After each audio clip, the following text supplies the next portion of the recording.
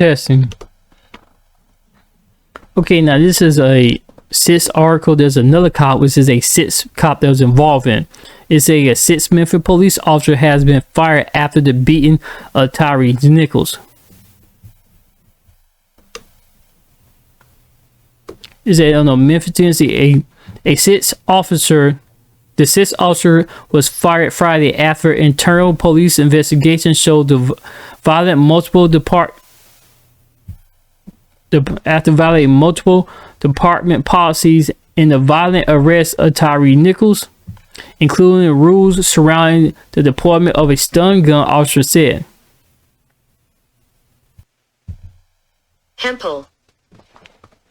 Preston Hempel had been suspended as he was investigated for his role in the January 7 arrest of Nichols, who died in a hospital 3 days later. 5 Memphis officers had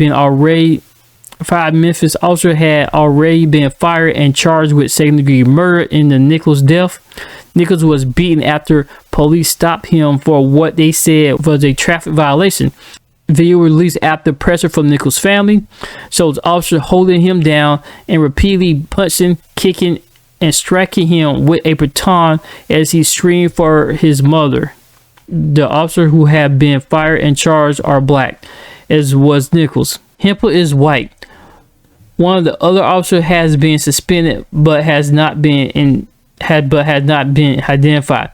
Hempel was the third officer at the traffic stop that preceded the arrest, but was not the location where Nichols was beaten after he ran away. It is heard saying that he used a stun gun against Nichols and declined. I hope they stomp his ass.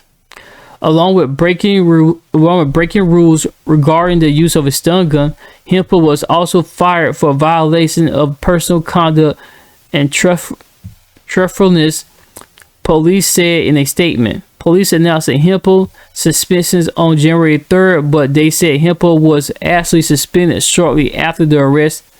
Memphis Police spokeswoman Karen Rappaport. Memphis Police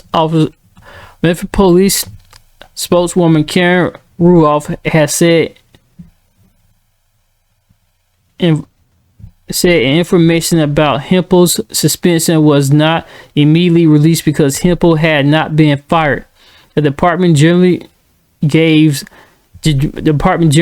out information about officer punishment only after a department investigation into misconduct ends, Ruoff said. After the suspension was announced, lawyers for Nichols' family questioned why the department did not disclose Hempel's discipline earlier. Our department did not disclose Hempel's discipline earlier. We had asked from the beginning that Memphis Police Department be transported with the family. We had asked from the beginning that Memphis Police Department be transparent with the family and that the community. This news seemed to indicate that they haven't risen to the occasion, attorneys Ben Crump and attorney Roman Nucci said in a statement. It certainly brings the question why white officers involved in the brutal attack was shielded and protected from public eye, and today from significant discipline and accountability. Also Friday, a Tennessee board suspended the emergency medical technician license of 2 former Memphis Fire Department employees for failing to render critical care.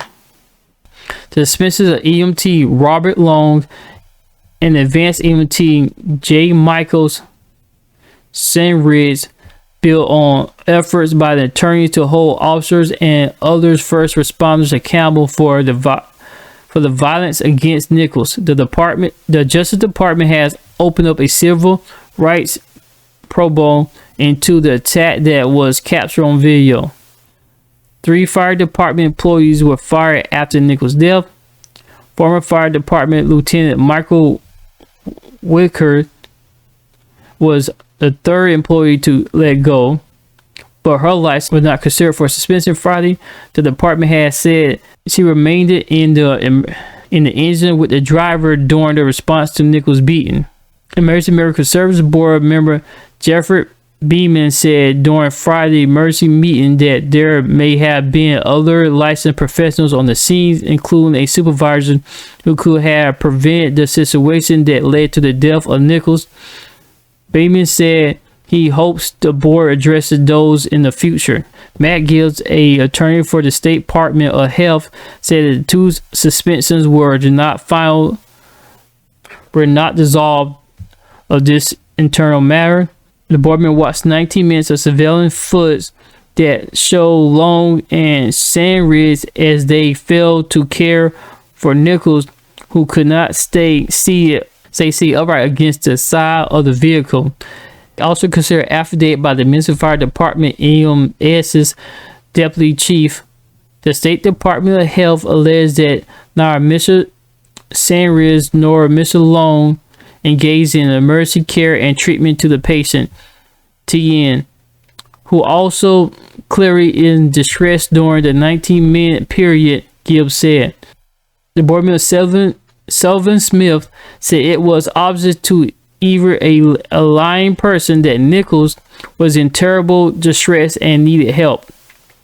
After failing to prevent that help, Smith said they were his best shot and they failed to help him.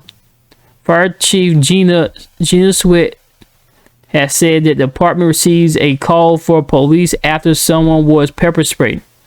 When the workers arrived at 8:41 p.m., Nichols was handcuffed on the ground and summoned against a squad car, the statement said. There was immediately responsible to a voicemail speaking comment left at a number listed for Long. A person who answered a phone called a number listed for Sandridge declined to comment on the board's decision. Ambulance was called and it arrived at 8:55 p.m. The statement said an emergency unit cared for Nichols and left for a hospital left with him at 9:08 p.m., which was 27 minutes after Long, Ridge, and Whitaker arrived, officers said.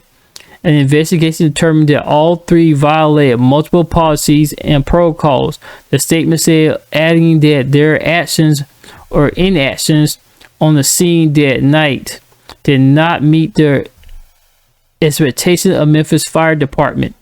The fired officers involved were part of the so-called Scorpion Unit, which targets violent criminals in high crime areas.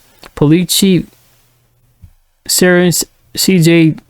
Davis said after the video release, the unit has been disbanded. Mayor Jim Stickland said Friday that the city has ordered up review of its police department, including special units and use of force policy through the U.S. Department of Justice Office of Community Orient Police Service or COPS through the Collaborative Reform Internal Technician Assistance Center Program and the International Association of Police Chiefs. The COPS group is also aiding a review of the law enforcement response to the Uvalde, Texas elementary school shooting that left 19 children and 2 teachers dead. That's a lot of damn mouthful of stuff. Like, damn, that's a lot of stuff. The killing led to renewed public discussion of how police forces can treat black residents with. The killing led to renewed public discussion of how police force can treat black residents with excessive violence, regardless of race of both the police officer and those being policed. At Nichols' funeral on Wednesday, call for reform and justice was interwoven with grief over the loss of a man remaining as a son Loss of a man remembered as a son, a sibling, a father, and a passionate photographer and skateboarder. It was like what black people been saying for a long time. Like I said in my last video, y'all should re-watch that scene from Boys in the Hood, because apparently I've been seeing comments and people posting on Instagram online saying that black people can be racist too towards other black people. Watch that scene from Boys in the Hood. I'm telling you, John Singleton was ahead of his time when he made that movie. He made a movie where a black officer was harassing Cuba Gooding Jr. character. He put the gun on the guy, on Cuba Gooding Jr. Character, before Cuba Gooding Jr. became a big name, a big star. In that movie, he plays a character as him and Morris Chet, who plays Ricky. They was in the car, they got pulled over, and the person who harassed and tormented the most was the black officer. And also in Don't Be Mean to South Central, Drinking Juice in the Hood, a movie by the Wayans brothers, Sean Marlon, Bernie Mac played the same cop as a comedy parody of him, and he was talking about how he hate black people. And it's a black guy, and it was played by Bernie Mac. It's a comedy, but it's funny because it's making a parody of Boys in the Hood. But you actually watch those two clips, you see that they was always saying it. And Boys in the Hood came out, I think, like in '91, and Don't Be Mean to South Central, Drinking Juice in the Hood came out like in 1995 or 7, between those years, I think. If you watch those two films, you will see that black people's always trying to tell you, don't matter. They have a badge, they hate black people. We've been saying it for years. People older than me be saying it. Y'all let me know your thoughts and comments. Don't forget, comment, like, and subscribe to the channel.